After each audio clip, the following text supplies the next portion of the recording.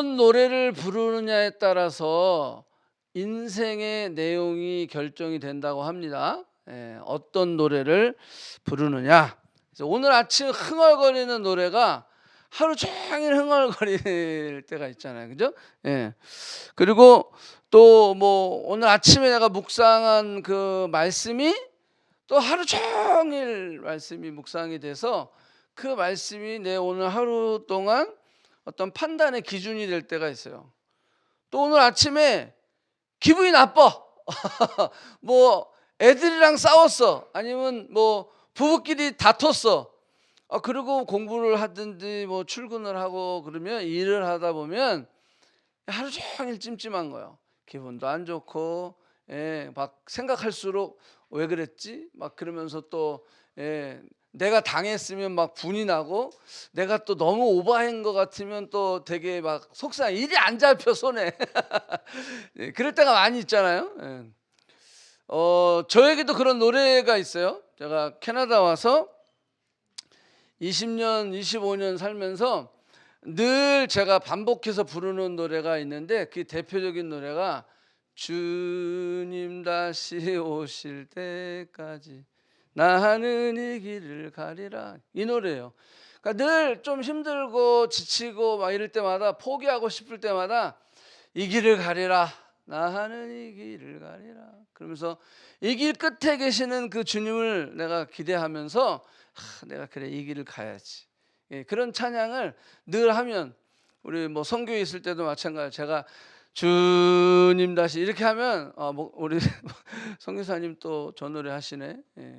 그렇게 할 정도로 많이 했어요. 많이 하고 또 뭐 찬양 인도할 때는 또 제일 많이 한 노래가 있다 그러면 예수 우리 왕이요. 예수 우리 왕이요. 그래서 여러분들에게도 그런 18번들이 있잖아요. 늘 흥얼흥얼 거리는 노래들이 있어요. 물론 요즘 핫한 노래들도 하지만 그럼에도 불구하고 늘 그냥 무의식 중에 흥얼거리는 노래들이 있어요. 그건 옛날로 돌아가거든요. 옛날 내가 항상 한참 불렀던, 그래서 뭐 안 믿는 사람들은 18번이 뭐야 그러면 뽕짝을 뭐 하고 막 이렇게 하는데, 우리 믿는 사람에게는 18번이 있어요. 그죠?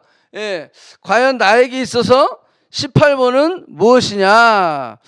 자, 반대로 우리가 어떤 사람은 굉장히 그 안 좋은 그런 노래를 부르는 사람들이 있어요. 보통 우리의 18번 그러면 좀 나에게 흥이 되고 나의 위로가 되고 막 이런 노래들을 18번으로 하는데, 간혹 굉장히 처량하고 외롭고 이런 고난과 막 이런 부정적인 그런 가사들이 있는 노래를 부르는 사람들이 있어요. 그러면 그렇게 계속 우울한 노래를 부르면 어떻게 될까요? 우울해져요. 사람이 우울해질 수밖에 없어요. 왜? 그 노래가 내 계속 생각을 맴돌기 때문에 그래요. 특히 노래는 더 이 기억이 굉장히 더 기억이 잘 되고 우리 안에 깊이 들어오거든요. 그래서 우리가 잘 못 외우는 어떤 그런 이런 뭐 인물이나 어떤 역사를 우리가 배울 때 노래로 하잖아요. 막 그죠? 대종 대세 문단세 예성 하면서 막 그 왕들의 이름을 외우고, 또 우리가 창세기 출애굽기도 마찬가지. 성경도 창세기 출애굽기 레위기 민수기 신명기 여호수아 사사기 이렇게 계속 노래를 한단 말이에요. 그죠? 그러니까 어렸을 때 배운 건 절대 안 잊어버리는 거야. 그게 딱 머리가 돼 있어요. 그래서 뭐 예수님 12제자 그러면 베드로 안드레 야고보 요한 하면서 계속 노래로 다 한단 말이야. 그런데 우울한 노래, 안 좋은 노래, 또 막 심지어는 내 삶을 저주하는 노래들이 있어요. 막 그런 노래들을 그렇게 부르면 인생의 내용이 그렇게 변해간다라고 하는 거예요. 한국 노랫말 연구소에서 이런 발표를 했어요. 자, 슬픈 노래를 부른 가수들은 일찍 죽거나 슬픈 운명의 길을 걷는다. 이건 기독교적인 이 무슨 어떤 성경의 베이스에서 얘기한 게 아니고요. 일반 사회도 그렇게 얘기하는 거예요. 이 노랫말을 연구해 보니까 이 슬픈 노래를 부르고 우울한 노래를 부르고 이런 자신의 그런 어떤 처지를 한탄하고 막 이런 노래를 부르는 가수일수록 일찍 죽는다라는 거예요. 예. 그리고 슬픈 운명을 살아간다라고 하는 거예요. 여러분들 보통 가수가 그 노래가 뜨기까지 한 5,000번 정도 노래를 부른다 그래요. 한 곡을. 지겹게 부르죠. 그래서 막 한 5,000번 정도를 부르다 보면 이 가사가 내 삶이 되는 거야. 이 가사가 막 그냥 거기에 내가 몰입이 돼서 이 감정이 막 올라오는 거지. 그러면서 내 삶은 지금 그렇지 않은데 이 가사 때문에 막 슬퍼하고 우울해하고 막 얼굴 표정이 막 그냥 거의 살아있는 거야. 그 정도로 그 가사에 몰입이 되면. 그래서 그 노래가 뜨잖아요. 그럼 몇 번을 더 부르게요? 죽을 때까지 부르는 거야. 예. 뭐 10,000번 이상 부르게 된다 그래요. 여러분들 노래를 한 곡을 그죠? 그것도 데뷔하기 위해서 한 5,000번 정도를 부르고 데뷔를 하고 나서 이게 뜨면 이제는 이제 무한대로 반복을 해야 되는 거예요. 예. 20년이 지나도 그 곡을 불러야 되는 거야. 예. 그러니까 그 가사가 이 사람에게 미치는 영향이 어떻게 되겠어요? 그냥 그 인생이 그 가사대로 흘러가는 거예요. 우울한 노래는 우울한 인생이 되는 거예요. 여러분들은 어떤 노래를 부르고 있습니까? 내가 부르는 이 노래는 괜찮은 겁니까? 그걸 한번 우리가 점검해 봐야 돼요. 오늘 내가 갑자기 이 노래가 불러지는데 과연 이 노래는 나로 괜찮게 하는 노래인가? 점검해 봐야 돼요. 내가 계속 우울하고 계속 안 좋고 막 이런 것들을 계속 노래를 부르면서 막 처량해지는 거야. 외로워지는 거야. 고달픈 인생. 인생의 의미를 모르겠다. 이러면서 사람이 계속 그 노래를 불러도 내가 괜찮을까? 빨리 점검해서 우리는 돌이킬 수 있어야 됩니다. 불평의 노래, 슬픔, 외로움, 시기, 질투, 원망, 분노. 자, 이런 노래를 계속 부르면 결과는 뻔하다라고 하는 거예요. 결과는 뻔하다. 자, 시편 기자도 마찬가지입니다. 이 시편은 시이지만 노래예요. 그렇기 때문에 이 노래가 이 시편 기자의 인생의 내용을 바꿔놓는 거예요. 이 노래가 이 시편 기자의 현재의 삶을 결정해 주는 거예요. 이 노래가 이 시편 기자의 이 시인의 미래를 만들어내는 거예요. 그러니까 내가 무슨 노래를 부르냐가 얼마나 중요하겠어요. 오늘 제목이 뭐야? 내가 불러야 할 노래. 내가 불러야 할 노래는 부정적이고 불만 섞이고 처량하고 저주하는 노래이냐, 축복의 노래이냐, 감사의 노래이냐, 기쁨의 노래이냐, 희망의 노래이냐, 소망의 노래이냐, 그걸 우리가 생각을 해야 된다는 거예요. 그거 그냥 아무 생각 없이 불렀다가는 이게 우리의 오늘도 결정할 뿐만 아니라 내일도 결정하고 우리의 인생의 내용을 결정해 버린다라는 거예요. 15절, 23절, 27절, 48절, 그 다음에 78절, 그 다음에 그 이유도 더 여러 번 나와요. 여기 보면 작은 소리로 읊조렸다라는 거예요. 읊조렸다라는 것은 여기 보면 노래했다라고 하는 거예요. 묵상하는 것은 생각하는 거예요. 근데 그 묵상이 나의 노래가 되는 거예요. 노래가 돼서 읊조리기 시작하는 거예요. 계속 읊조렸다. 계속 이 시편 기자는 슬플 때도 기쁠 때도 즐거울 때도 뭐 하여간 어려울 때도 고난 때도 지금 지쳐 있을 때도 늘 읊조렸다라고 하는 거예요. 그 노래를 불렀다라고 하는 거예요. 그래서 내가 실족하지 않았다라고 시인은 이야기하고 있다라고 하는 거예요. 여기 읊조렸다라고 하는 거예요. 뭘 읊조렸을까요? 뭐 그건 당연한 거죠. 그죠? 하나님의 말씀을 내가 읊조렸다라고 하는 거예요. 하나님의 법과 하나님의 규례를 내가 읊조렸다라고 하는 거예요. 하나님의 약속을 내가 읊조렸다라고 하는 거예요. 하나님의 계획, 하나님이 나를 향하여 말씀하신 그 소리, 그거를 읊조렸다는 거예요. 어떨 때? 비가 오나 눈이 오나 바람이 부나 풍랑이 불어도 뭐 이렇게 햇볕이 쨍하는 맑은 날만이 아니라 내 인생의 겨울, 내 인생의 그런 암흑, 어두움의 시기에도 그는 하나님의 말씀을 읊조렸다라고 하는 거예요. 이 말씀을 이렇게 번역할 수 있어요. 49절부터 제가 해놨는데 잘 한번 그 말씀을 따라가면서 한번 들어보세요. 하나님, 저에게 말씀해 주시는 것을 기억하시지요. 그 말씀이 저에게 소망이 되었어요. 아무리 힘들고 어렵고 지친 고난 중에라도 하나님의 말씀이 위로가 되어 나를 살렸습니다. 아무리 교만한 자들이 나를 심히 놀리고 조롱하였어도 나는 하나님의 말씀을 떠나지 않고 오히려 더 붙잡았습니다. 지금 하나님이 안 계신 것 같은 현실과 상황일지라도 그럴 때는 과거 내게 행하신 일을 기억하며 절대 포기하지 않고 스스로를 위로하였습니다. 자, 이 지금 49절부터의 내용이 풀어서 여러분들에게 지금 읽어드린 거거든요. 비록 지금 하나님이 내 곁에 안 계신 것 같은 그런 현실과 상황 가운데 처해 있더라도 그럴 때는 뭐 했다는 거예요? 과거에 나에게 역사하신 그 역사하심을 기억하며 스스로 내가 위로하고 일어섰습니다라는 거예요.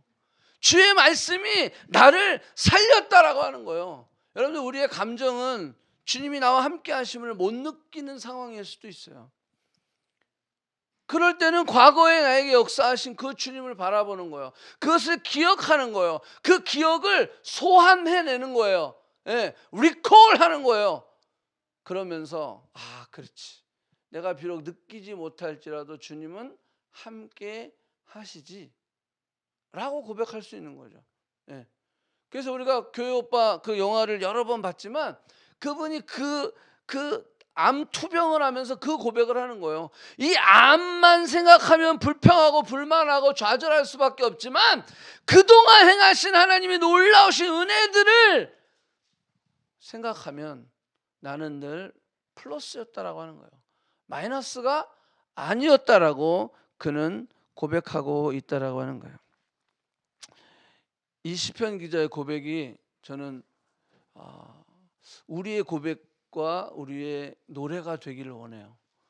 그래서 어떤 사람이 나를 비방하고 여기 보면 뭐라 했어요? 심히 놀리고 조롱하였어도 나는 하나님의 말씀을 떠나지 않고 오히려 더 붙잡았습니다. 근데 우리는 어때요? 오히려 더 붙잡는 게 아니라 막 그렇게 주변에서 나를 막 그냥 몰아치면 그냥 더 뒤로 물러서는 거죠. 하나님의 말씀을 더 붙잡는 게 아니라 그렇지, 내 실속 내가 차려야지, 그러면서 다시 세상의 기준으로 돌아가는 우리의 모습들을 볼 수 있다라는 거죠. 그래서 하나님 그 말씀을 내가 기억하고 도리어 그 말씀을 더 붙잡았을 때 그것이 내게 위로가 되고 내게 힘이 되고 나를 살리게 했다라고 하는 거예요. 자, 여러분, 우리가 흔히 하는 거짓말이 있는데 그게 뭘까요? 내가 진짜 잘하는 거짓말이 있어요. 그게 뭐예요? 어떤 게 있을까요? 우리가 흔히, 그냥 안 믿는 사람도 똑같아. 그냥 흔히 하는 고백들이 있어요. 그게 뭐죠? 우리가 친구들을 만나고 오랜만에 누굴 만나, 잘 지냈어? 이야, 우리 밥 한번 먹자. 자, 그리고 나서 밥을 거의 안 먹죠. 그죠? 밥 한번 먹자. 카톡도 마찬가지죠. 야, 우리 밥 한번 먹어야지. 물론 다 그렇진 않아요. 근데 진짜 그냥 할 말이 없어서 하는 사람들이 있어요. 밥 한번 먹자. 아니면 뭐 너 진짜 진짜 보고 싶었어. 진짜 보고 싶었을까요? 자, 또 장사꾼 중에서 제일 진짜 믿지 못할 장사꾼인 그런 말이 있죠. 이거 내가 믿지고 파는 거예요. 믿지고 왜 팔아? 센 거짓말이죠. 야, 이렇게 하면 내가 뭐 남아? 남는 게 없어. 남는 게 없는 게 아니죠. 남아요. 이런 거짓말들이 엄청 많이 있어요. 우리 그 안에는 있어요. 다 너를 위해서 하는 말이야, 임마. 그게 아니죠. 다 자기 승질 이게 올라오니까 그냥 내뱉은 말인데 다 너를 위해서 하는 말이래. 얘는 지금 막 지금 지금 꾸지람 듣고 욕 먹고 있어서 힘들고 있는데 너를 위해서 하는 거야 막 이러면서 부모들 특히 그렇잖아요. 애들을 좁혀면서 막 너 때문에 일을 한 거야 임마 이러면서 예. 이게 참 우리 안에 있는 그게 여러분 그게 위로가 되나요? 근데 교회 안에도 그런 말이 있어요. 교회 안에도 진짜 거짓말을 자주 하는 반복하는 거짓말이 있어요. 그게 뭐냐면 대표적인 게 뭐냐면 믿습니다. 믿긴 뭘 믿어. 행동하는 거 보면 하나도 안 믿은 거야. 근데 아멘! 믿습니다. 안 믿어. 절대 안 믿는 거예요. 말은 하나님도 다 알아. 야, 안 속아 임마. 이렇게 얘기하는 거야. 믿긴 네 행동을 봐라. 그게 믿는 행동이냐? 이렇게 얘기한 거죠. 또 많이 하는 게 뭐냐면 기도할게 그거예요. 기도 안 하면서 기도할게 기도하고 있어. 예. 이게 참 이게 너무 이게 흔하게 하다 보니까 또 뭐 있죠? 사랑해요, 뭐 축복해요. 자, 우리 옆 사람에게 고백하세요. 사랑합니다. 축복합니다. 정말 사랑합니까? 정말 축복합니까? 그죠? 우리가 너무 그냥 막 남발하는 거짓말들이 있어요. 행동은 그렇게 하지 않는데. 제가 왜 이런 말씀을 드리려고 하냐면 거기에 우리가 상처받을 필요가 없다는 거예요. 첫째는 남발하지도 말아야 되겠지만 그 말에 내가 저 사람은 저 말이 늘 저기 하는 말이야. 그냥 오피셜 랭귀지야. 레파토리야. 그냥 진정성이 없어. 그러면서 그냥 우리는 흘려보내고 뭐 잊어버리고 또 근데 그게 사랑합니다. 축복합니다. 기도하겠습니다. 너를 위해서 하는 거야. 막 이런 말은 괜찮아. 근데 그것이 나를 막 저주하는 말이고 나에게 더 이게 위로하는 게 아니라 나를 더 판단하고 정죄하는 말이면요, 그게 내 안에 꽉 꽂히는 거야. 막 비수같이 꽂혀서 저것 봐라, 막 이렇게 되는 거야. 여러분들 솔직히 그렇잖아요. 우리가 위로한다고 딱 이렇게 친구가 왔는데, 욥의 친구들이 대표적인 예 아니겠어요? 위로한다고 왔는데 판단하고 정죄하고. 거봐, 내가 그럴 줄 알았어. 내가 안 된다고 했지. 이러면서 하나도 도움이 안 되는 그런 위로가 있잖아요. 옆에 와서 나를 도와주러 온 거야? 아니면 나를 더 자극하라고 온 거야? 더 나를 염장지려고 온 거야? 여러분들 그럴 때가 있잖아요. 그래, 욥의 친구들도 마찬가지였거든요. 욥의 친구들도 위로하러 왔지만 계속 너가 죄 때문에 그런 거야. 야, 죄 없이 이런 일이 벌어질 이유가 없어. 반드시 네가 심었으니까 이런 결과가 온 거야. 여러분들 하나님이 엄청 화를 내셨어요. 이 우매한 자들아 이렇게 얘기했어요. 심지어는 욥의 친구들에게. 우매한 자들아, 욥이 너희를 위하여 내게 기도하지 아니하면 내가 너희를 용서하지 않겠다라고 하나님 말씀하셨다니까요. 여러분들 중요한 게 뭐냐면 그 말이 왔을 때 여러분들 상처는요 2A지 1A가 아니에요. 1A가 왔잖아요. 나를 상처 주는 말이 왔어요. 근데 내가 그걸 accept 할 때 거기에 상처가 이루어지는 거예요. 내가 그것을 튕겨내면 네가 그 말을 했지만 내가 튕겨내버리면 거기에는 상처가 없다라고 하는 거예요. 제가 성경에 예를 들어보면 스데반 집사님이 돌을 맞는 그 순간에도 상처를 받지 않았어요. 그죠? 스데반 집사님 뭐라고 얘기했어요? 주여 저들은 저들이 이제 하는 일을 알지 못하나이다. 저들을 용서해 주라는 거예요. 어떻게 상처를 안 받을 수 있지? 자신을 향해서 돌을 던지는데 돌을 던지고 있는 사람에게 상처를 안 받았다라고 하는 거예요. 예수님도 마찬가지예요. 예수님도 그 예수님의 노래, 스데반 집사님의 노래, 그 노래가 어떤 절망의 순간에도 계속 읊조렸기 때문에 돌을 맞는 순간에도 그는 상처를 받지 않았다라고 하는 거예요. 십자가를 지면서까지 그는 상처를 받는 게 아니라 도리어 용서해 줬다라고 하는 거예요. 예, 다윗도 마찬가지예요. 다윗이 가정에서 받은 차별, 다윗이 형들로 받았던 그런 어떤 형들이 이 다윗을 왕따시키고 형들이 이 다윗을 욕하고 형들이 이 다윗을 동생 취급 안 하고 이런 상황에도 다윗은 상처받지 않았다라는 거예요. 왜? 말씀을 읊조렸기 때문에. 그는 늘 말씀을 읊조렸어요. 만약에 다윗이 상처를 받았어, 그랬으면 어떻게 됐을까요? 이제 그 안에 분노가 있었겠죠. 그 안에 내가 복수심이 있었겠죠. 그랬는데 그 다윗이 왕이 됐어. 그러면요, 그 가족은 다 죽는 거예요. 그냥 다 죽는 거예요. 나를 힘들게 했던 형 엘리압, 너 뒤졌어. 이렇게 되는 거예요. 복수하는 거예요. 왕으로서 사울 왕, 야, 넌 뒤졌어. 이렇게 되는 거예요. 사울 왕을 죽일 수 있는 기회가 2번이나 있었음에도 그는 죽이지 않았어요. 그게 왜 그래요? 그는 하나님의 말씀을 읊조렸기 때문에 그래요. 그의 노래는 늘 하나님을 찬양했기 때문에 그래요. 그래서 그는 상처받지 않은 거예요. 응? 그래서 그는 심지어는 자기 와이프 미갈이 다른 남자랑 결혼한 거야. 가버렸어. 그거 가만 놔둡니까? 그거 어떻게 가만 놔둬요? 근데 그는 복수하지 않았다라고 하는 거예요. 요셉도 마찬가지예요. 요셉이 받은 상처는 다윗보다 더해. 왜? 형들이 요셉을 거의 죽여버렸어. 예. 거기 보면 두들겨 패가지고 그 구덩이에 던져버린 거예요. 죽여버리는 거예요. 그거는. 야, 저 꿈꾸는 요셉이 온다. 자, 잘됐다. 저거 죽여버리자. 근데 상처받지 않았어요. 이게 말이 됩니까? 세상의 심리학적, 사회학적 이런 이론과 교과서적으로는 말이 안 되는 거예요. 이거 분명히 사이코패스적인 성향이 나타날 수밖에 없는 거예요. 어렸을 때 받은 학대가 그를 그렇게 만들. 요즘 뉴스에 얼마나 많은 뉴스가 나와. 그런 사이코패스적인 그런 뉴스들이 막 아주 상상을 초월한 그런 어떤 범죄들이 많이 나온단 말이에요. 그 왜 그래요? 대부분 다 그 어렸을 때 받은 학대예요.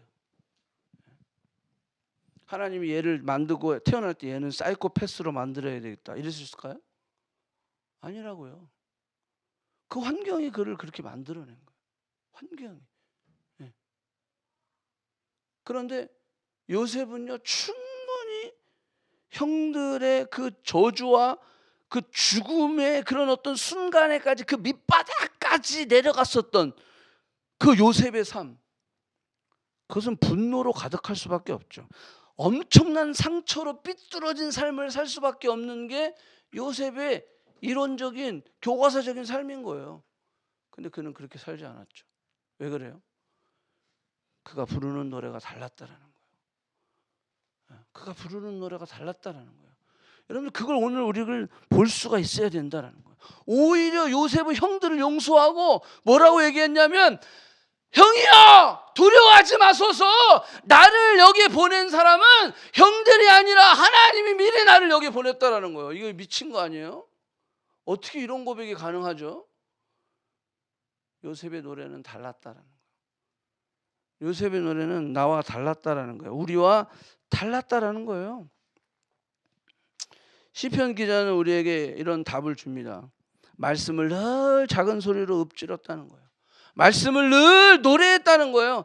그럴 때마다 말씀이 자신을 위로하고 말씀이 자신에게 소망을 주고 말씀이 다시 자신을 살렸다라고 그는 고백하고 있다라고 하는 거예요. 아멘? 예. 자, 어렵고 힘들 때 좌절하고 낭망할 수밖에 없는 상황 가운데, 정말로 힘들게, 그런 어떤 권위자들에 의해서 내가 눌리고 굉장히 막 그 상황에 버겁고 거기서 막 폭발 직전에 오고 막 이런 상황, 우리 요즘 더 많잖아요. 그런 상황들이 사회적으로도 마찬가지예요. 이 권위자들의 이 갑질의 행포들, 그거로 인하여 또 부모로부터 온 그런 어떤 폭력들, 어뷰즈, 그거는 verbal, 말로 하는 어뷰즈도 있지만 피지컬리 어뷰즈도 있다는 거예요. 그런 상황 가운데 뭐가 해답이겠어요? 뭐가 해답이겠어요?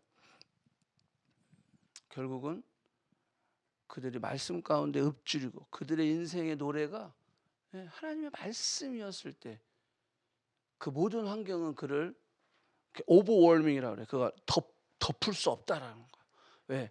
그 하나님의 말씀이 도리어 그 환경을 뛰어넘게 하는 그런 놀라운 역사가 일어났다라고 하는 거예요. 아멘. 자, 119편 50절 가볼게요. 50절. 자, 그 말씀은 나의 고난 중의 위로라. 아멘. 말씀이 내 고난 중의 위로였다라고 하는 거예요. 그 말씀을 읊조릴 때 그게 위로가 됐다라고 하는 거예요. 그리고 주의 말씀이 나를 살리셨기 때문이다. 자, 이 말씀은 뭐예요? 말씀이 나에게 위로가 됐는데 이 말씀이 내 안에 거했다라는 거예요. 말씀이 내 안에 어떻게 거할 수 있죠? 내가 그 말씀을 놓지 않았다라고 하는 의미예요. 말씀이 어떻게 우리를 확 이렇게 잡습니까? 알아서 잡아줍니까? 아니에요. 내가 그 말씀을 붙잡고 있었다라고 하는 거예요. 아멘? 내가 말씀을 붙잡고 있는 거예요. 말씀은 늘 있어요. 이 로고스의 말씀은 늘 있는데 이게 레마의 말씀으로 바뀌기 위해서는 내가 이 말씀을 붙잡고 그것을 읊조려야 된다라고 하는 거예요. 그랬을 때 고난 중에 위로가 되었고 나를 살리셨다라고 하는 거예요. 52절에 보니까 그런 말이 있어요. 여호와여 주의 옛 규례들을 내가 기억하고 스스로 위로하였나이다. 내가 기억하고 그랬어요. 아까 얘기했죠. 현실은 지금 하나님이 나와 함께 계시지 않는 것 같은 현실이야. 지금 시인이 그걸 고백하는 거예요. 현실이 아니 하나님이 계시다면 어떻게 이런 일이 있을 수 있지? 그럴 정도로 힘든 거예요 지금. 근데 그럴 때는 뭐라 그러세요? 옛 것을 기억했다는 거예요. 여기 보면 옛 규례를 옛날 그 전에 과거에 하나님이 그 역사하셨던 것들, 내게 보여주셨던 것들, 내게 말씀하셨던 것들, 환경 때문에 그 말씀을 버리는 자가 아니라 지금 환경 보니까 도대체 그 전에 하신 말씀은 완전히 다 꽝이네. 그게 아니라 그 환경이 그럼에도 불구하고 그 옛날 말씀하셨던 그 말씀을 기억했다라고 하는 거예요. 지금은 말씀도 안 들려. 왜? 너무 힘드니까 뭐 말씀이 들어오질 않아. 자, 그렇다고 포기하는 자가 아니라 그럴 때는 과거에 하신 말씀들을 다시 기억하라는 거예요. 그거를 리콜하라고 하는 거예요. 내가 슬럼프를 어떻게 이길 수 있어요? 지금 아무 음성이 안 들리는데 지금 너무 답답하고 지금 앞이 깜깜하게 막힌 그런 상황 가운데 있는데 어떻게 그 슬럼프를 이겨낼 수 있어요? 그것은 과거에 하셨던 말씀을 기억하라는 거예요. 그건 할 수 있잖아요. 그건 내가 부인할 수 없는 그 하나님을 경험했던 사건들이잖아요. 그거를 내가 리콜할 수 있어야 된다라고 하는 거예요. 그 기억을 다시 끌어오는 거예요. 그랬을 때 그 다시 끌어왔을 때 거기에 다시 한번 리유니온이 생기는 거예요. 지금은 내가 하나님과 단절된 것 같아. 그런데 내가 기억을 상기하니까 그것을 리콜하고 나니까 리유니온이 생기는 거예요. 아멘. 자, 여기 기억이다라고 하는 것은 영어 단어로 뭐라 그러죠? remember라고 해서 remember. 제가 re하고 member 사이를 떠났어요. 이 re는 다시라고 하는 뜻이고 member라고 하는 것은 구성원이라는 뜻이에요. 그러니까 remember라고 하는 것은 다시 구성원이 됐다는 의미예요. 그러니까 기억을 되새겼을 때 다시 리유니온이 됐다라고 하는 거예요. 지금은 단절된 것 같지만 기억을 리콜하니까 내가 remember 하니까 다시 멤버가 됐다라고 하는 거예요. 믿습니까? 여러분들 우리가 이 오랜 친구들을 만나서 뭐 초등학교 동창들 만나면 어떻게 되죠? 기억을 이야기하죠. 그때 말이야 그 선생 진짜 또라이 같았어. 막 이러면서 막 그때 얘기한다고요. 그거를 remember 한단 말이에요. remember 하면 어떻게 되죠? 그냥 말이요 끊이질 않아. 그때 이런 일이 있어서 그때 너가 걔 좋았잖아. 막 이러면서 막 하면서 어떻게 돼요? 리유니온이 생기는 거예요. 그러면서 거기에 너무 재밌고 그 모임이 여기서 밤새도록 막 이야기하는 거예요. 남자들 군대 얘기하면 또 막 거기에 갑자기 리유니온이 생기는 거예요. 리유니온이 생기는 거예요.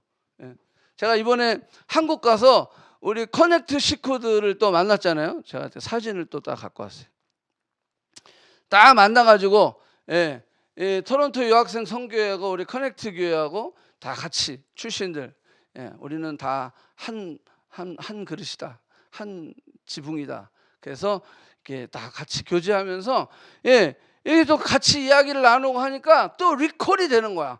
예, 이 기억을 되새기다 보니까 또 우리가 멤버가 되기 시작하는 거야. 또 하나의 뜨거운 공동체로 다시 한번 리콜이 되게 되는 거예요. 예, 여러분들 이번에도 크게 12가정 정도 애들이 얼마나 많은지, 예, 주일학교 하면 대박 날 것 같아요.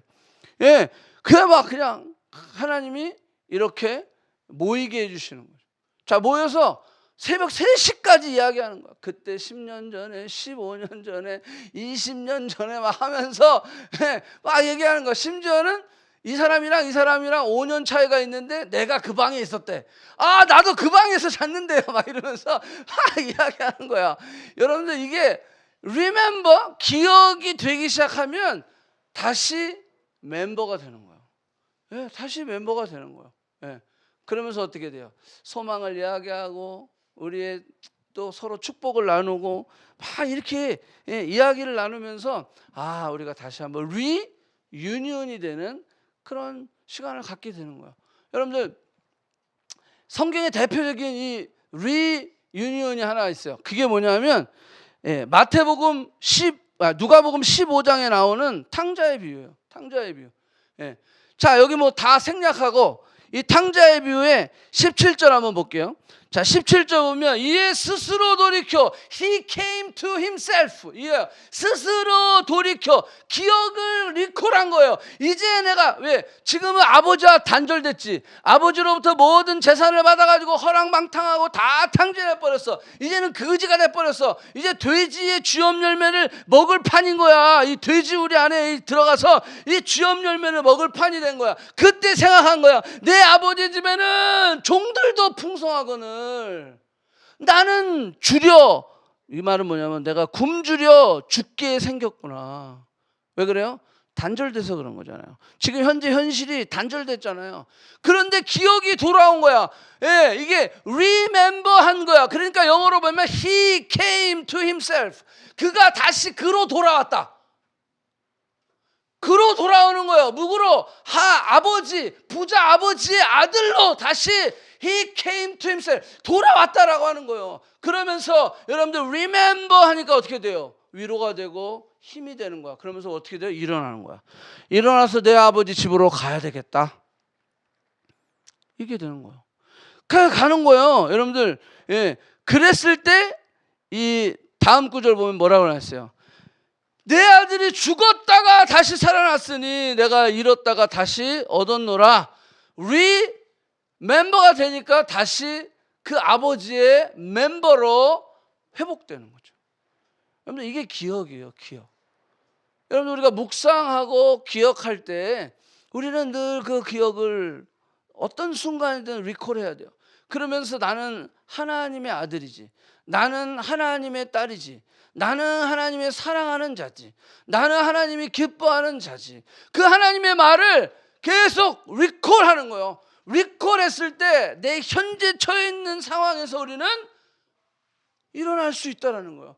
그 상황에서 말씀이 나를 살렸나이다라고 고백할 수 있는 그런 자가 될 수 있다는 거예요. 아멘. 그래서 아버지께로 돌아가는 거예요. 근데 이게 안 되면 어떻게 될까요? 이게 안 되면, 이 remember, 이게 기억이 돼서, 다시 그 기억을 통하여서 내가 돌아가야 되는데 이게 안 되면, 리콜이 안 되면 어떻게 돼요? 이 탕자는 어떻게 됐을까요?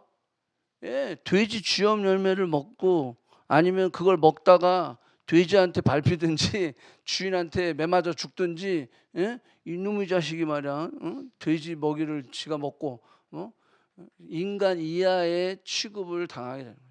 여러분, 세상은요 여러분들을 절대 사랑하지 않습니다. 세상이 여러분들 사랑한다고 착각하고 있는 거죠.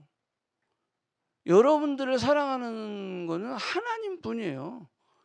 그 아들 예수 그리스도를 우리에게 주시기까지 진짜를 우리에게 주시려고 하셨던 분이에요. 세상은 어떻게 하든지 여러분들을 꼬셔서 하나님으로부터 멀어지게 하는 거예요. 예.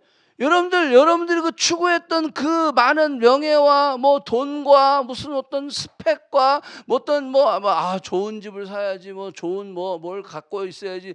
여러분, 이게 여러분들을 보장해 줄 수 있습니까? 결국 여러분들 그거를 통해서 여러분들 더 하나님께 가까워져야 되는데 더 멀어질 수밖에 없다라는 거예요. 내 초점이 여러분들 물론 다 우리가 필요한 거죠. 그렇지만 그게 과할 때는 그게 내 마음을 어떻게 돼요? 빼앗아 가게 되어 있어요. 과하면 그렇게 되어 있어요. 예, 삼손이 그랬잖아요. 하나님을 사랑하는 것과 여인을 사랑하는 것 사이에서 여인을 사랑하는 것이 과했어. 그러니까 하나님을 떠나게 되는 거예요. 그러니까 그런 결과를 인생 가운데 초래할 수밖에 없는 거죠. 예, 그래서 여러분 조심하라는 거예요. 내가 뭐든지 과하면 거기에 내 마음을 빼앗게 돼 있어요. 여러분들 남자들 특히 여러분들 이 얼리 어답터들 있잖아요. 막 최신을 다 업데이트해야 돼. 여러분들 최신 하는 사람들은요, 거기에 마음을 다 빼앗게 돼 있어요. 그 필요하지 않으면 살 필요가 없어요. 예. 여러분들 예를 들어서 마라톤 선수, 그죠? 금메달 1등 하는 사람이 그 신발 하나가 1,000만 원이래요. 1,000만 원. 과학적으로 딱 해가지고 가치가 있죠. 그 사람은 세계 1등이니까. 근데 갑자기 우리 아들이 마라톤 한다고, 아빠 그 세계적으로 1등 하는 사람이 1,000만 원짜리 신발을 사야 된대. 그거 신었대. 나도 사줘. 사주겠어요? 정신 차려라. 여러분들 만약에 1,000만 원짜리 신발을 내가 샀다 그러면 그거 어떻게 할까요? 끌어안고 잘걸요 아마. 여러분들 생각해 보세요. 마음을 빼앗겨. 여러분 이성교제도 마찬가지예요.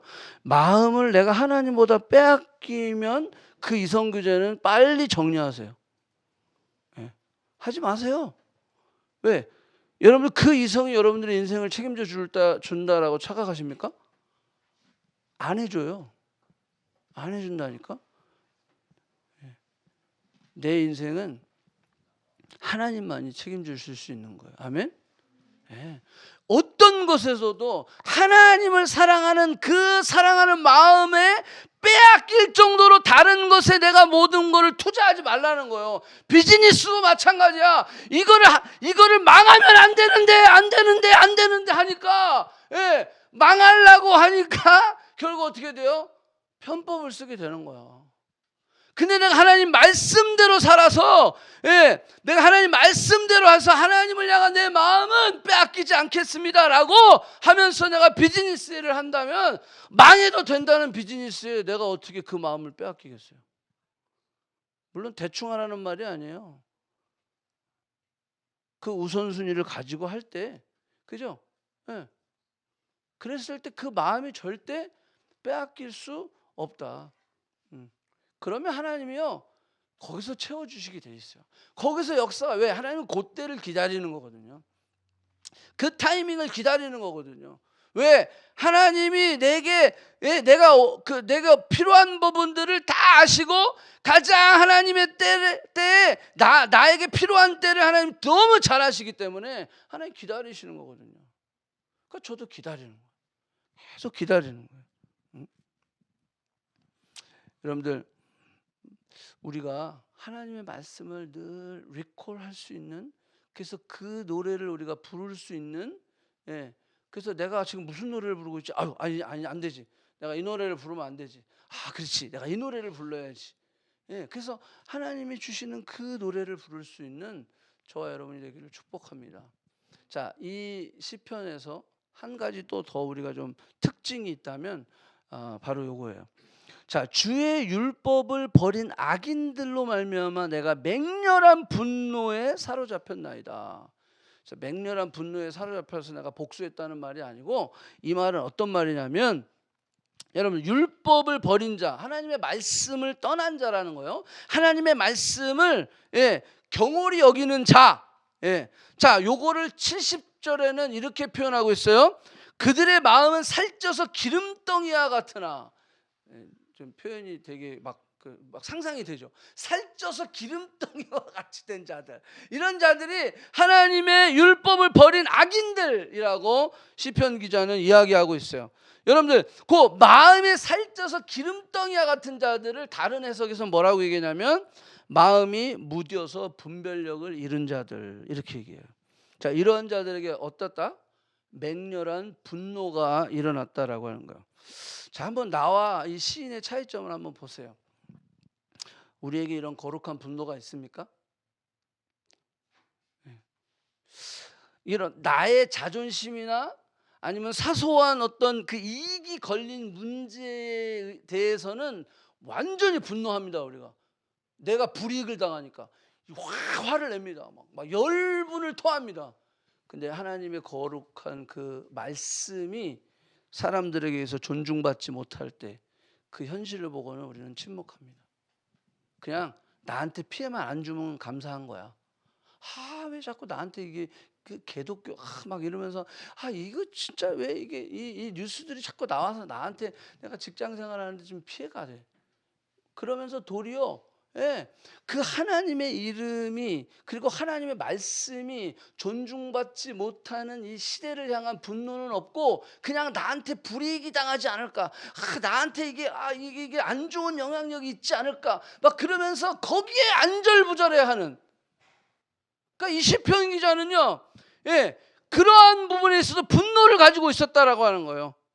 분노를 가지고 그는 하나님 앞에 기도하고 엎드렸다라고 하는 거예요. 여기 보니까 뭐라 그랬어요? 그 분노가 있었어요. 그럼에도 불구하고 그는 여전히 하나님의 법도를, 내가 그 율례를 나의 노래로 삼았다라고 하는 거예요. 여러분들, 우리에게 그런 분노가 있어야 돼요. 그 하나님의 말씀이 아주 경하게 대접받는, 존중받지 못하는 그 현실을 보면서 우리는 분노할 수 있어야 된다라고 하는 거예요. 그냥 알아서 하겠지 뭐 잘 될 거야 뭐 하나님 역사하시는데. 여러분, 그것도 거짓말이죠. 그죠? 내가 정말 믿는다면, 하나님 역사하실 걸 믿는다면 뭐 해야 돼요? 기도해야죠. 그죠? 왜? 믿음과 기도는 비례한다 그랬어요. 그러니까 하나님 역사하실 걸 믿으면 그냥 멍하게 있는 게 아니라 기도해야 돼요. 나의 베스트를 할 수 있어야 돼요. 아멘? 그게 믿음의 삶이에요. 그러니까 하나님이 여호사밧에게 이 모든 전쟁을 내가 승리하게 해줄 거야. 그럼 가만히 있으면 되잖아. 근데 뭐 했어요? 여호사밧은 성가대를 앞세워서 찬양을 하게 했어요. 하나님 하시면 되는데 왜? 그냥 가만 기다리면 되는데. 아니요. 저들은 저들의 베스트를 했다라고 하는 걸 기억해야 돼요.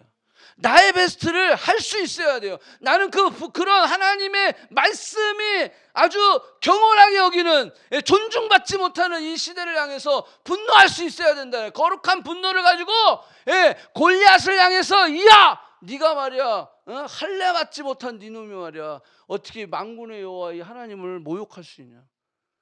여러분, 우리의 인생 가운데 그렇게 거룩한 분노가 우리에게 있어야 돼요. 직장에 그런 말이 많잖아요. 교회 다니는 인간들 뭐라 그러면요, 내 안에 분노가 일어나야 돼요. 그래, 내가 이 직장 안에서 하나님을 믿는 사람이 어떤 영향력을 주는지 내가 보여줄 거야. 그러면서 그 말하는 사람을 향해서 내가 열심히 중보할 수 있어야 돼요. 그건 없고 그러게 말이야, 진짜 왜 그렇게 저 사람이 저렇게 됐을까? 그러고 말아. 그게 이 시편 기자와 나와 다른 점이에요. 내가 왜 계속 넘어지는 줄 아세요? 그리고 왜 넘어져서 못 일어나는지 아세요? 이게 다르기 때문에 그래요. 이게 다르기 때문에 그래요. 하나님, 내게 거룩한 분노를 달라고 기도할 수 있어야 돼요. 그래서 그 직장과 그 캠퍼스 안에 하나님을 망령되게 하고 하나님의 이름을 더럽히고 하나님의 말씀이 존중받지 못하는 그 현실 가운데 우리는 분노할 수 있어야 돼요. 그래서 그걸 놓고 간절히 기도할 수 있어야 돼요. 그러지 않으면 안 된다라는 거예요. 54절을 볼게요. 54절. 그랬는데 내가 나그네 된 집에서, 그 다음에 55절, 내가 밤에 내가 이렇게 분노를 느끼고 이렇게 내가 하나님을 잊지 아니하고 찬양을 했는데 나는 어떻게 됐어요? 도리어 나그네가 됐어요. 이 말은 뭔지 아세요?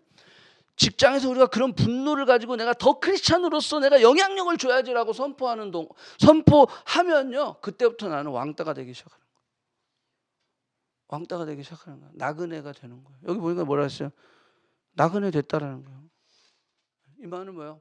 외로운 전쟁을 치르는 거예요. 내가 직장에서 그 외로운 싸움을 치러야 되는 거예요. 그리고 여기 보니까 내가 밤에 그랬어요. 내 인생이 밤인 거야. 내가 열심히 순종했는데, 내가 열심히 그 분노를 가지고 늘 말씀을 기억하며 내가 그렇게 살았는데 내 삶은 나그네야.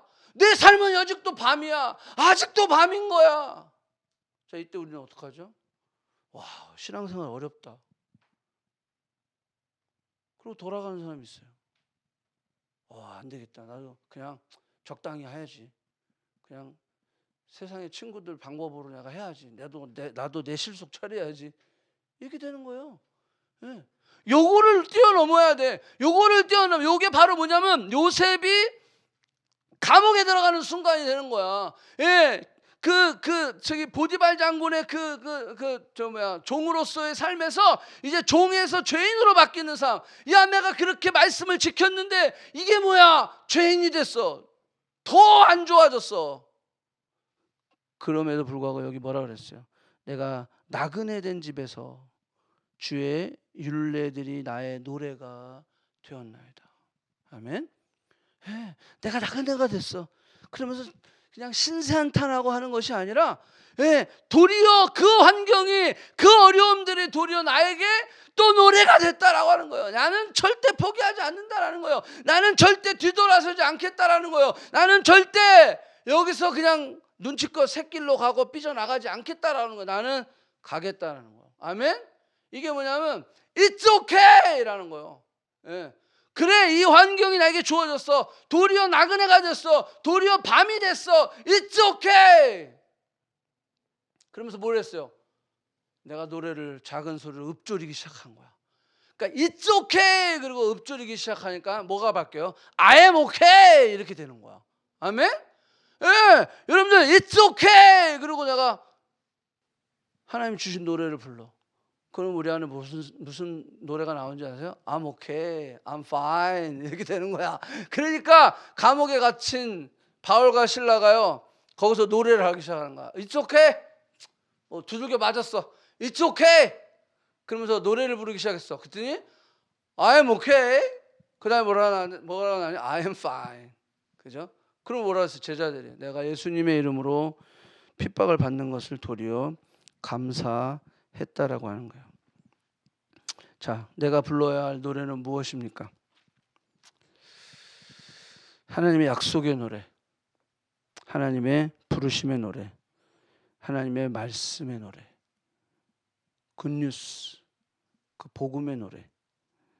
여러분, 그 복음의 노래를 우리가 불러야 할 줄로 믿습니다. 여러분들, 이것이 가능한 이유는 바로 이 말씀이에요. 이게 뭐냐면 내 소유는 이것이니 곧 주의 법도를 지키는 것이라. 내 소유는 이거라는 거예요. 그게 주의 법도를 지키는 게 내 소유라는 거예요. 예. 그 다음에 뭐라고 했어요? 여호와는 나의 분기시니. 그 말은 여호와가 나의 사업이다라는 거예요. 나의, 여러분들, inheritance, 그거 기업이다라고 하는 거예요. 예. 그래서 나는 주의 말씀을 지키리다라고 이야기하는 거예요. 예. 여러분, 다른 번역을 제가 보니까 이런 번역이 있어요. 자, 주의 명령을 따르며 그 속에서 행복을 찾습니다. 이게 현대어 성경이에요. 예. 그 행복이, 그러니까 나의 소유는, 예, 나의 소유는 바로 주의 법들을 지키는 겁니다라고 고백한 이 뉘앙스 안에 뭐가 있냐면, 진정한 행복은 내가 주의 말씀을 지키는 것에 있다라고 하는 거예요. 예, 그 행복이 다른 데 있는 게 아니라 나의 소유는, 나의 행복은 주의 말씀을 지키는 것에 있다라고 그 시편 기자는 고백하는 거예요. 여호와여, 주님은 내가 바라는 모든 것이오니, 내가 바라는 게 주님이다라는 거예요. 내가 주님만 바랍니다. 주님이 나의 분기십니다. 주님이 나의 기업이십니다. 주님이 나의 상급이십니다. 나의 상급은 오직 주님이십니다. 이 고백이 이 시편 기자 안에 있었기 때문에 이러한 삶이 가능했다라고 하는 거예요. 민수기 18장 20절에 보면 여호와께서 아론에게 이렇게 얘기했어요. 내가 이스라엘 자손 중에 네 분깃이요 너의 기업이다. 누가? 하나님이 직접 아론에게 그 말씀을 하셨던 거예요. 여러분들, 하나님이 나의 분깃이요. 그렇다고 한다면 우리의 인생의 목적과 방향이 확 정해지는 거예요. 네. 나의 소유는 말씀을 지키는 것이고 여호와가 나의 분깃이고 여호와가 나의 소유이십니다라고 고백하는 삶은 그죠? 내 삶의 목적과 방향이 확실해지는 거예요. 네. 그러니까 거기에 흔들리지 않는 거야. 뭐가 더 많이 여기서 더 많이 준대 저기서 어쩌는데 여기가 더 좋대 여건과 조건이 저쪽이 좋대 이쪽이 좋대 거기에 흔들리지 않는 거예요. 네. 왜? 그때 누가 우리 요셉이가 얘기했나? 우리가 가야 할 곳은 내가 결정하는 것이 아니라 하나님이 결정하신다. 저는 그 말이 되게 도전이 됐어요. 요셉이 얼굴 보니까 자기가 안 했다는 느꼈는데 하여간 누가 했어? 제가 BC인 때 들은 것 같은데 그게 거의 하나님의 음성이었어요. 네. 그래 내가 어디로 갈지는 내가 정하는 게 아니야. 왜? 하나님이 나의 기업이시고 하나님이 나의 분기이시고 나는 하나님의 소유이기 때문에. 그래서 하나님께 맡기는 거죠. 그래서 우리의 삶의 목적과 방향이 분명해지요. 그러면 내가 무엇을 위해서 살지, 누구를 위해서 살지, 어디로 가야 할지 분명한 고백이 생기는 거예요. 내가 살아가면서 고민하고 방황하고 갈등하고 헤매는 이유는 이걸 깨닫지 못하니까. 그러니까 헤매는 거예요. 그러니까 방황할 수밖에 없는 거예요. 그러니까 이게 분명하지 않는 방향성과 목적 때문에 우리는 갈등하고 고민하고 걱정하는 거예요. 근데 이 시편 기자는 그게 분명했어요. 내 소유는, 내 분깃은, 나의 기업은, 나의 상급은 오직 하나님이시다. 아멘. 우리에게 이 고백이 있기를 축복합니다. 우리 시간 한번 좀 기도할 때 여러분들 우리가 이러한 삶을 살아가는데 혼자는 힘들죠, 그죠? 그래서 늘 시편 기자는 이렇게 우리에게 말씀하고 있어요. 자, 요 60절, 60절 우리 피아노 쳐주시고요. 한번 같이 읽습니다. 60절 그 다음에 63절 제가 두 개 다 띄울게요. 자, 두 개 같이 읽습니다. 시작. 주의 계명을 지키기에 신속히 하고 지체하지 아니하였나이다. 나는 주를 경외하는 모든 자들과 주의 법도를 지키는 자들의 친구라. 여러분들 지체하지 마세요. 답이 나왔잖아요. 뭘 더 고민을 해요? 제가 23년을 영주권을 기다릴 때 그래 포기하고 싶었죠. 그냥 가자, 돌아가자. 상황은요, 뭐 비자도 리젝되고 비자 안 줘요 더 이상. 그랬을 때 그래 하나님의 노래를 부르는 거예요. 23년 만에 영주권이 나왔잖아요. 우리가 하나님의 노래를 부를 때 우리는 포기하지 않는 거예요. 그냥 하나님의 길을 묵묵히 가는 거예요. 그 가는 동안 우리 그런 얘기 하잖아요. 얼마 전에 우리 목요 모임 할 때도 영주권을 그렇게 영주권 하다가 영주권 딱 땄는데 그 페이퍼 하나 딱 허무하더래. 당연히 허무하지. 그게 목적이면 허무해요. 근데 그게 수단이에요. 그냥 있으면 편한 거예요. 그게 내 목적이면 허무한 거예요. 왜 그걸 목적으로 삼아요? 나는 여기 영주권 따러 왔는데요. 난 여기 공부하러 왔는데요. 그거 허무한 거예요. 왜 공부해서 쏘아? 공부해서 뭐 어떡하려고요? 그건 수단이에요, 수단. 여러분들 목적과 수단이 바뀌면 허무한 거예요. 허무한 거예요. 그렇게 원했던 직장을 취직했어. 그게 내 평생 기도 제목이야. 근데 딱 취직했어. 허무하죠? 이게 단가? 이게 뭐지? 이렇게 되는 거예요. 그렇게 결혼하고 싶어서 그렇게 막 하나님 나 언제 결혼합니까? 막 이래서 결혼을 했어. 어때요? 결혼하고 나니까 뭐 다 이루었다 뭐 이렇게 됩니까? 아니에요.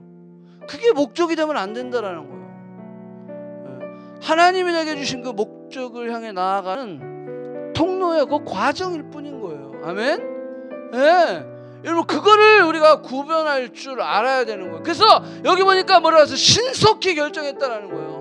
예. 시편 기자는 머뭇머뭇거리지 않았어요. 망설이지 않았어요. 신속히 결정하는 거예요. 그리고 여기 고백하는 게 뭐예요? 나는 혼자가 아니다라는 거예요. 물론 하나님이 함께 하시지만 여기 누구랑 같이 해요? 주를 경외하는 모든 자들과 주의 법도를 지키는 자들의 친구라라는 거예요. 친구. 친구는 한자로 보면 벗우를 써요. 벗우를 쓰는데 그 벗우에는 뭐가 있냐면 오른손 우가 거기에 있어요. 그 말은 뭔지 아세요? 친구는요, 내 옆에서 오른손을 잡아주는 사람이 친구라는 거예요. 아멘. 내 옆에서 오른손을 잡아주는 친구 그 옆에 있잖아요. 옆에 손 한번 잡아봐요. 여기 우리 한수랑 재석이 손 잡고 그래 잡아요. 여기 경도도 잡고. 여러분 이게 친구란 거야. 친구. 이게 진짜 친구인 거야. 예, 하나님의 경외하고 하나님의 법도에 순종하며 나아가는 이 친구들이 있다라는 거예요. 그래서 제가 늘 이렇게 얘기해요. 우리가 이게 촛불 그 왜 이게 수련회 하면 촛불 행진하거든요. 그럴 때 이렇게 얘기해요. 걱정하지 마세요. 여러분들 촛불이 꺼져도 걱정하지 마세요. 왜냐하면 옆에 있는 친구 초에다가 이렇게 대고 불을 다시 붙이세요. 여러분 걱정하지 마세요. 내 촛불이 꺼져도 여러분들 옆에 있는 친구 불을 다시 붙이면 돼. 아멘? 그래서 우리가 친구가 있는 거야. 아멘? 예. 그냥 뭐 같이 조폭하려고 친구가 있는 게 아니라 예, 그런 친구가 있는 거야. 예, 믿음의 친구들, 하나님 이 친구들이 우리가 함께 이 전쟁과 이 길을 내가 가기를 원합니다. 나그네 길일지라도 때로는 밤일지라도 때로는 골짜기를 지날지라도 내가 이 친구에게서 불을 붙이겠어요.